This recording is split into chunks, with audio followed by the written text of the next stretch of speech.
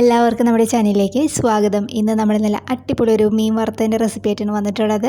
വളരെ സിമ്പിളായിട്ട് തയ്യാറാക്കി എടുക്കാൻ പറ്റുന്ന നമ്മുടെ ചാള വറുത്തത് ഇഷ്ടമായിരുന്നു, ട്രൈ ചെയ്യാൻ മറക്കരുത്.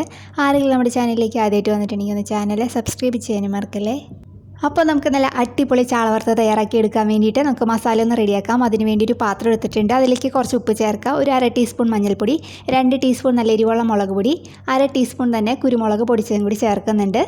അതിലേക്ക് 1 ടേബിൾ സ്പൂൺ വെളിച്ചെണ്ണയും കൂടി ചേർക്കാം. കുറച്ച് കറിവേപ്പിലയും കൂടി ചേർത്ത് കൊടുത്തിട്ടുണ്ട്.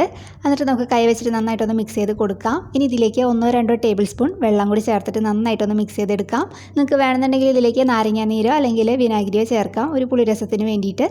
അപ്പോൾ നന്നായിട്ടൊന്ന് മിക്സ് ചെയ്തെടുത്തിട്ടുണ്ട്. നമ്മുടെ മസാല ഒന്ന് മാറ്റി വയ്ക്കാം. ഇനി നമുക്കിതിലേക്ക് ഞാൻ ഒരു 10-12 ചാളയാണ് എടുത്തിട്ടുണ്ടായിരുന്നത്. നന്നായിട്ട് വെട്ടി കഴുകി ഒന്ന് വരഞ്ഞൊക്കെ എടുത്ത് വെച്ചിട്ടുണ്ട്.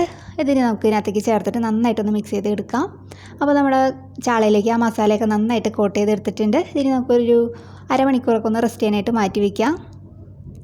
അപ്പോൾ കുറച്ച് സമയം കഴിഞ്ഞിട്ടുണ്ടെങ്കിൽ നമുക്കിതൊന്ന് ഫ്രൈ ചെയ്തെടുക്കാം. അതിനുവേണ്ടി സ്റ്റവ് ആണെങ്കിൽ ഒരു പാനിലേക്ക് കുറച്ച് വെളിച്ചെണ്ണ വെച്ചിട്ടുണ്ട്.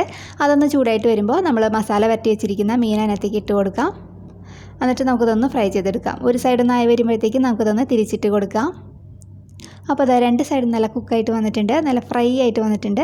അപ്പോൾ നമ്മുടെ ഈസി ആയിട്ടുള്ള നമ്മുടെ ചാള വറുത്തത് ഇവിടെ റെഡി ആയിട്ടുണ്ട്. ഈ രീതിയിൽ ഇഷ്ടമായിട്ടുണ്ടെങ്കിൽ ഒന്ന് ട്രൈ ചെയ്യുക. നല്ലൊരു വീഡിയോ ആയിട്ട് അടുത്ത ദിവസം കാണാം. താങ്ക്